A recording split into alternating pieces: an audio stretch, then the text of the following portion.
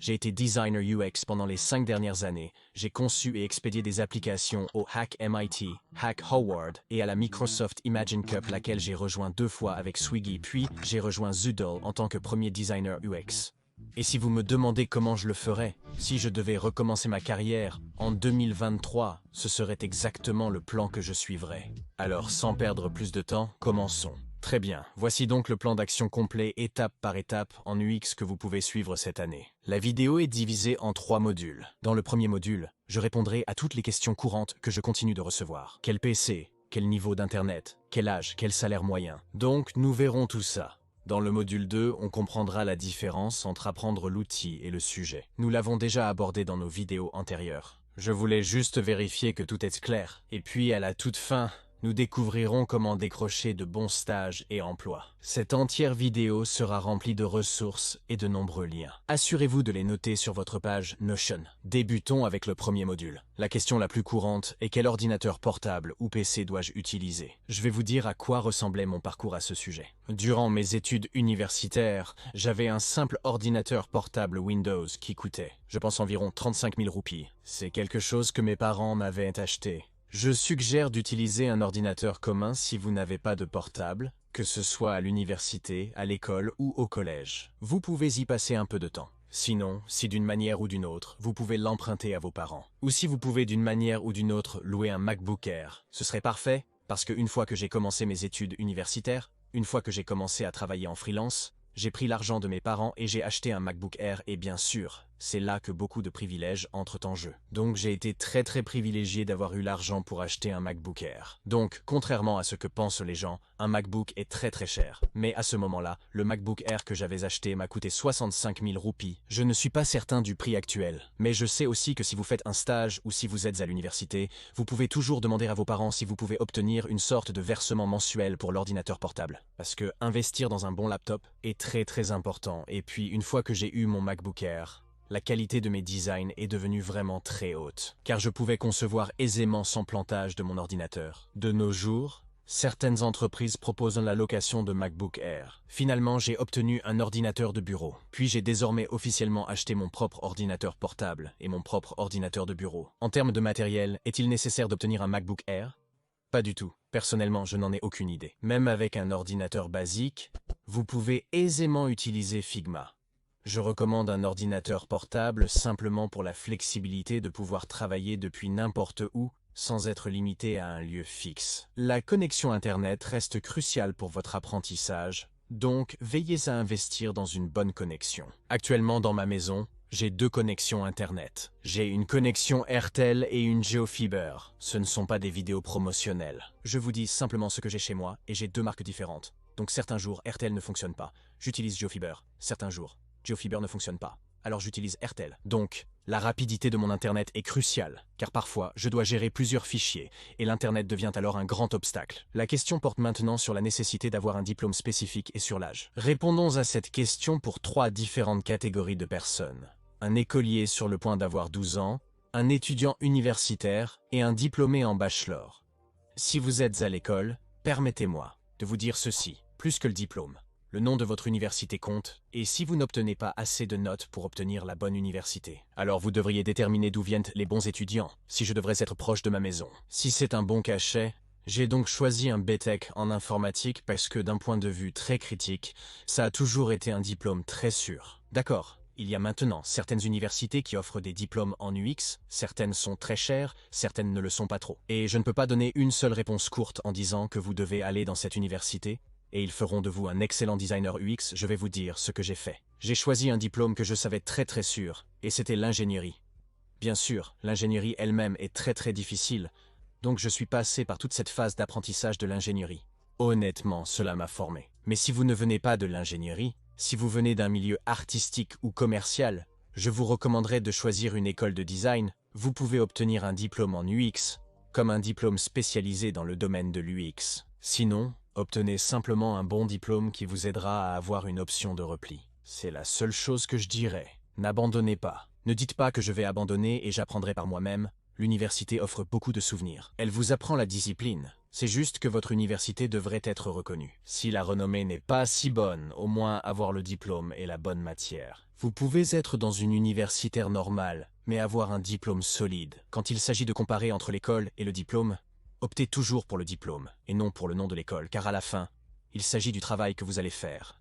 La renommée du collège ne viendra pas vous sauver pour le reste de votre vie. Donc, privilégiez toujours le diplôme dans ce cas. Un bon diplôme en design est bénéfique. Si c'est hors de votre portée, choisissez simplement un diplôme de base et apprenez le design. Si vous étudiez à l'université, probablement en ingénierie ou autre, ne laissez pas tomber à moins d'être certain de vouloir prendre ce risque. Nous avons abordé toutes ces décisions, tous ces processus dans cette vidéo. Appelée « Comment s'épanouir et réparer votre vie ?» Je vous recommande de la voir, le lien est dans la description. Si vous êtes à l'université, ne changez rien. Et apprenez aussi le design. Si vous avez déjà un diplôme de premier cycle, apprenez en parallèle, nul besoin de master ou de payer pour cette compétence. Du moins, c'est mon avis. Donc, en termes d'âge, il n'y a pas de barrière liée à l'âge.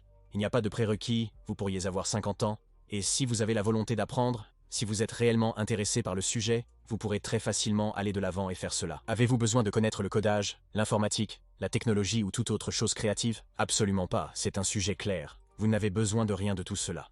Maintenant, avez-vous besoin d'acheter un cours ou une certification ou une cohorte? Est-ce qu'ils vous aident à trouver un emploi? Non, absolument pas. Personne ne va regarder vos certificats et dire « Oh, waouh, voici un package annuel de 12 lakhs roupies ». Ça ne fonctionne pas comme ça. Tout dépend de si vous pouvez livrer, si vous pouvez réellement résoudre de bons problèmes, si vous savez réellement comment concevoir des expériences. Maintenant, parlons de la rémunération moyenne et du salaire dans les startups. Si vous travaillez dans une start-up soutenue par du capital risque, où les salaires sont généralement compris entre 30 et 45 000 roupies par mois, cela suppose que vous avez terminé mon programme, le programme que je vous donnerai plus tard. Mais si vous terminez ce programme de bout en bout, seulement alors je peux m'attendre à ce que vous soyez assez bon pour gagner 30 à 45 000 roupies par mois. Il est d'environ 100 000 roupies en temps plein, si vous entrez dans une entreprise de bonne marque. Et d'ailleurs, il ne vous embauche que si vous avez au moins 2 ans d'expérience, ou un diplôme de 4 ans. Alors ces choses vous aident vraiment, mais même dans ce diplôme de 4 ans, vous devez être très très bon.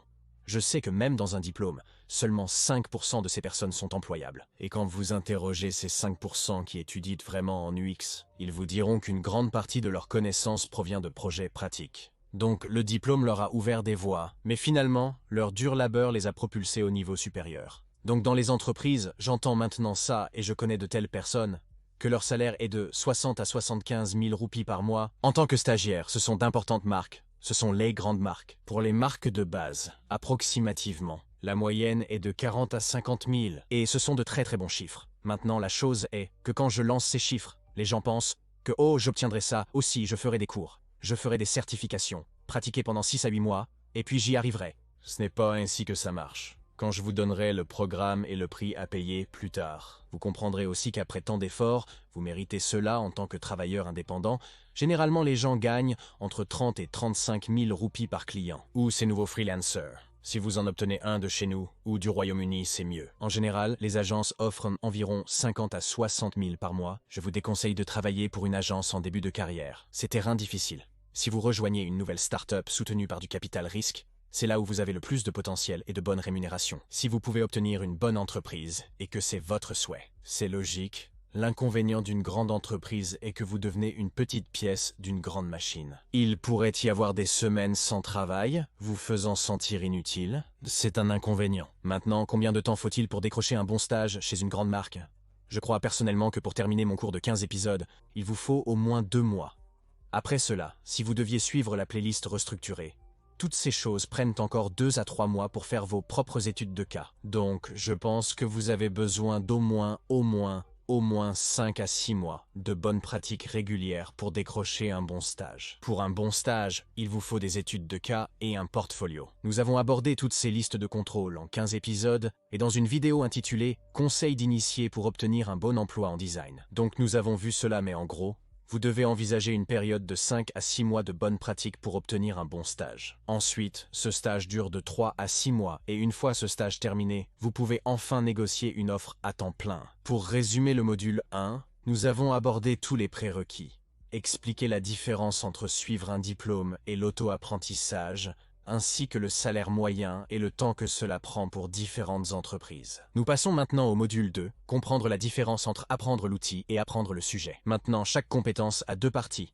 Vous avez un outil, et ensuite vous avez le sujet. Si vous regardez UX, l'outil pourrait être Figma Zeppelin, et ensuite Adobe After Effects. Quand nous parlons du sujet, il s'agit de l'expérience utilisateur en général, il s'agit de prototypage, il s'agit de recherche, il s'agit de l'utilisateur, il s'agit probablement d'itération et de tests de toutes ces choses, et de résolution de problèmes, et de priorisation, et de gestion et de beaucoup d'autres choses. La maîtrise de votre compétence sur Figma dépend de l'endroit où vous l'apprenez, de la régularité de votre pratique et de qui vous fait des retours. Et je ne vais pas entrer trop en profondeur dans ce sujet parce que j'ai déjà couvert cela dans une de nos vidéos précédentes. Je recommande donc que, une fois le programme terminé, vous connaîtrez ces choses plus tard. Maintenant, si vous êtes ici pour la première fois, j'ai déjà créé une playlist très détaillée sur le design UX disponible en hindi et en anglais.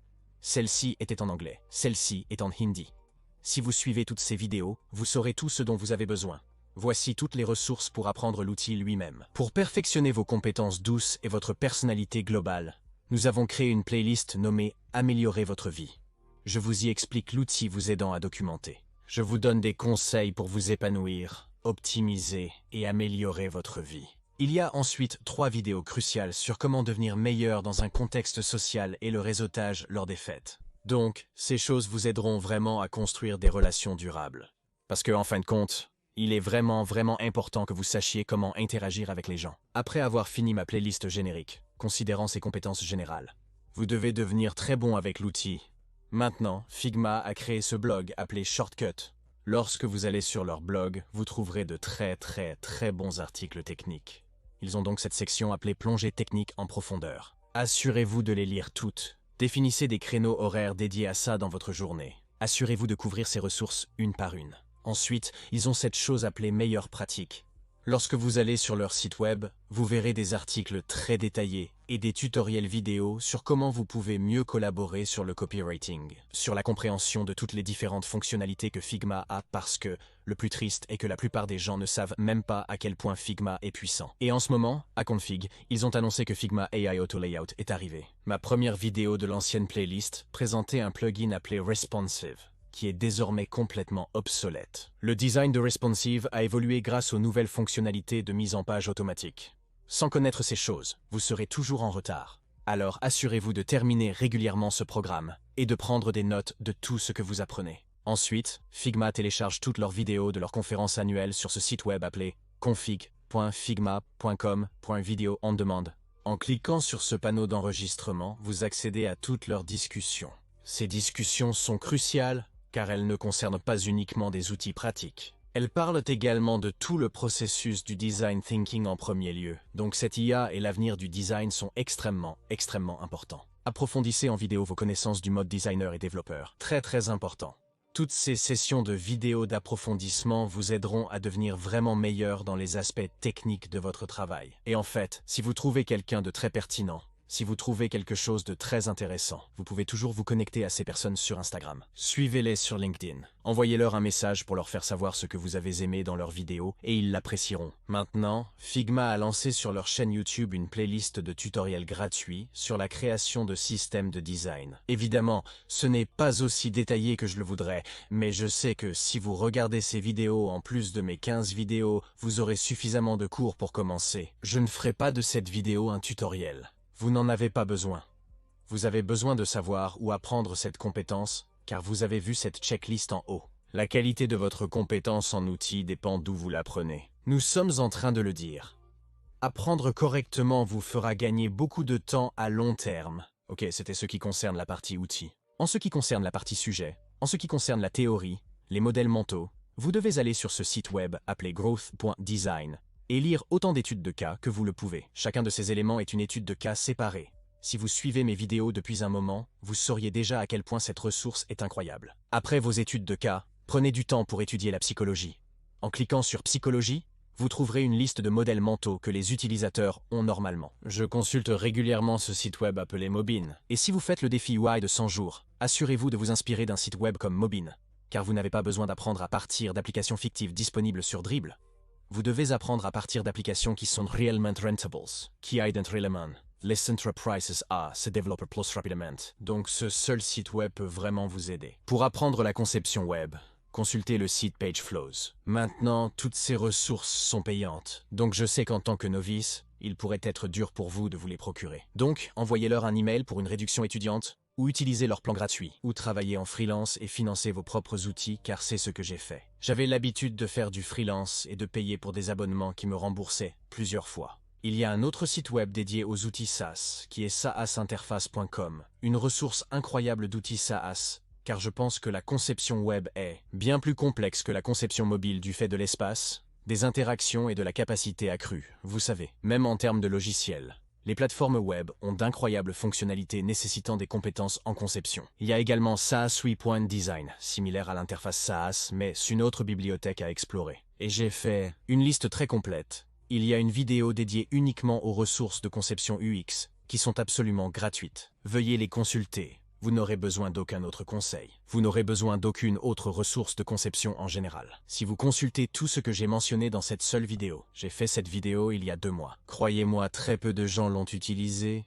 Je suis presque sûr que parmi eux, un faible pourcentage l'a vraiment exploré. Mais je peux vous assurer que si vous prenez cette vidéo au sérieux, vous n'aurez pas besoin de mentor en design. Pas besoin de payer pour un diplôme en design. Faisons le point rapidement. Nous avons saisi la différence entre apprendre l'outil et le sujet. Je vous ai donné un tas de ressources pour ces deux choses. Je vous ai donné une liste de playlists qui contiennent des vidéos gratuites qui vous aideront à couvrir toutes les bases. Puis, des ressources gratuites pour perfectionner vos compétences en UX. Et cette vidéo, cette seule vidéo, ouvrira des portes vers de nombreuses autres ressources d'une manière générale. Maintenant, comment décrocher de bons stages et emplois, plus spécifiquement. Nous devrions parler de comment décrocher de bons stages et emplois pour les 6 prochains mois à venir. Quand cette avenue tout entière, ce monde entier du design change avec l'arrivée des outils de l'IA et de la conception spatiale. J'ai mentionné cette vidéo à maintes reprises. Je mentionnerai toujours cela, parce que cette seule vidéo a une checklist étape par étape sur comment vous pouvez vous améliorer en tant que designer UX. Et comment vous pouvez obtenir un très bon travail chez une grande enseigne. En freelance, peu importe. C'est une vidéo de 20 minutes. Je mettrai le lien dans la description. Veuillez regarder cette vidéo. Lorsque vous le ferez, vous réaliserez que vous allez d'abord construire votre présence en ligne. Et ensuite, cela vous mènera lentement à une présence hors ligne. En ligne, vous devez être visible pour le bon type de personne. Donc, comme indiqué, quand vous visionnez les vidéos sur la configuration Figma, commentez et interagissez avec les auteurs. Quand vous passez par Mobin, par leur design web, par différentes entreprises sur LinkedIn, connectez-vous avec leurs designers. Dites-leur simplement que vous admirez ce qu'ils ont fait, leur design, que vous êtes impatient d'en voir plus. En vous connectant avec eux, ajoutez un message. Croyez-moi, les conversions vont considérablement augmenter. Comme indiqué, en travaillant en freelance, dépassez toujours les attentes. Soyez précis dans vos réponses, continuez à vous améliorer. La vidéo que j'ai partagée précédemment aborde l'épanouissement en grandissant. L'amélioration de votre charisme attirera l'attention des autres, générant du bouche à oreille, ce qui vous sera très bénéfique. Je passe rapidement sur ces concepts, car ils ont déjà été abordés. Mais en termes d'approche, en termes d'études de cas, commencez par une étude de cas sur iOS mobile. Ce sont les plus simples, car les fonctions d'Android sont légèrement plus compliquées. Ok, lorsque vous aurez fini avec votre iOS mobile. Si vous le voulez, vous pouvez travailler sur Android. Mais il est préférable de se concentrer sur un domaine si vous êtes débutant. iOS Mobile est beaucoup plus facile, et Apple a publié beaucoup de directives sur leur site web. En tapant simplement « Directives d'Apple pour le design et l'interaction homme-machine » sur Google, vous trouverez leurs directives pour iOS. Vous devriez ultérieurement disposer d'au moins une étude de cas d'un projet web, qui devrait porter sur un outil SaaS. Et SaaS Interface, SaaS Suite Design vous aideront beaucoup. En réalité, ma vidéo sur les 10 ressources de design UX présente une liste de ressources pour perfectionner vos compétences en design web. Commencez à développer votre charisme, votre confiance et vos compétences en vente. C'est très important car peu importe combien vous travaillez dur, combien d'efforts vous mettez dans vos designs, si vous ne pouvez pas exprimer votre valeur, votre vision ou convaincre l'autre que vos designs doivent être utilisés, ils resteront simplement dans votre fichier Figma. Il y a cette chaîne YouTube appelée Charisma on Command. Je vous recommande sincèrement de commencer à regarder ça. Je regardais beaucoup de ces vidéos et elles m'ont vraiment beaucoup aidé en termes de confiance. Il y a ce livre en termes de négociation. Je parle de confiance du point de vue de la négociation. Ne divise jamais la différence par Chris Voss était un livre incroyable. Il vous enseignera beaucoup sur la négociation en général et votre aptitude à vendre. Je pense que cela vient avec la pratique. Quand vous devenez très bon dans ce que vous faites, quand vous êtes confiant dans votre peau, Quand vous savez comment négocier, vous devenez automatiquement un meilleur vendeur. C'était donc la vidéo dont je faisais référence sur comment améliorer et réparer sa vie. Croyez-moi, cela vous changera vraiment. Ça m'a pris beaucoup de temps pour, vous savez, comprendre ces choses. Et j'aurais aimé que quelqu'un m'informe de ces choses à l'avance. Réalisez vos études de cas et persona utilisateur tout en testant vos idées. Commencez à apprendre le prompt engineering. Débutez l'apprentissage du ChatGPT et de Notion Smith. J'ai donc posté beaucoup de ces outils sur mon LinkedIn, sur mon Instagram, juste pour vous donner un aperçu. Notion Smith crée en fait de faux profils d'utilisateurs pour vous, et il crée des chatbots IA pour les mêmes profils d'utilisateurs. Ainsi, discutez de votre idée d'application avec Notion Smith. Il établira des profils pour vous, avec lesquels vous pourrez échanger sur votre fonctionnalité. C'est donc un outil efficace pour la recherche de produits et l'utilisation de l'IA pour avancer dans tous les domaines de votre travail, notamment si vous ne pouvez pas identifier les problèmes. Demandez à ChatGPT si l'architecture de l'information vous échappe. Consultez ChatGPT pour une idée de fonctionnalité bloquée. Demandez-lui aussi pour vous améliorer dans un domaine spécifique. Vous recherchez des ressources pour la conception d'interfaces et d'expériences utilisateurs. Dites alors à ChatGPT que vous devez savoir comment devenir un meilleur prompteur. J'ai publié beaucoup de vidéos. J'ai publié un e-book gratuit sur les bases de l'ingénierie de prompt. Je sais combien c'est important, pas seulement pour les concepteurs d'UX, mais pour tous. C'est donc crucial de vous perfectionner dans ce domaine. Le lien pour télécharger l'e-book gratuit se trouve dans la description. Alors s'il vous plaît, vérifiez ça. En dehors de cela, j'ai fait beaucoup de vidéos à la fois sur ChatGPT et Midjourney. Chacune de ces vidéos vous donnera des cas d'utilisation très importants. En fait, il y a une vidéo dédiée sur les invites de ChatGPT pour les concepteurs d'UX. Je vous rappelle ces vidéos, car ces ressources sont déjà là sur Internet, donc vous pouvez les utiliser. J'ai rassemblé toutes ces choses, j'ai fait des vidéos très denses, pour que vous n'ayez pas à payer quelqu'un d'autre pour apprendre ces choses pour vous, en dépensant beaucoup d'argent en parallèle. Lisez beaucoup on Medium. Je crois personnellement que Growth.design, Built for Mars, Hooked et Medium, ces sites web, Hooked est d'ailleurs un livre.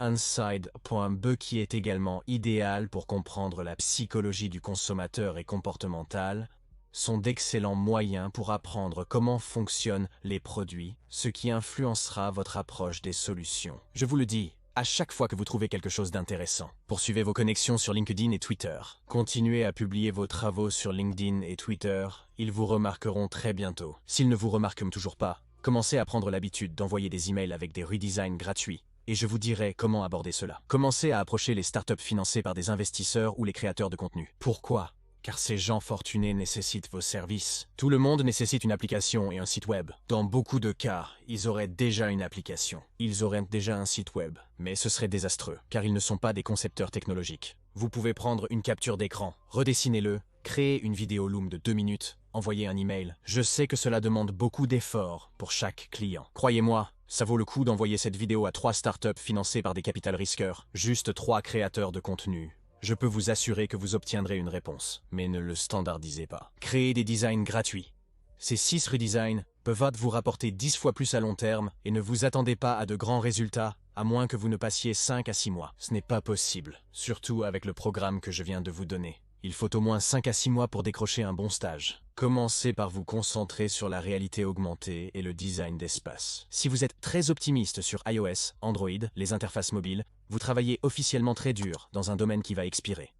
Apple a publié ses directives très intenses sur leur documentation pour les développeurs. Ils ont débuté la création de vidéos sur le design d'espace. Déjà très peu de gens les connaissent. En fait, Meta a créé des directives de conception de réalité mixte très bonnes. Donc ils sont tous très spécifiques à leur propre plateforme.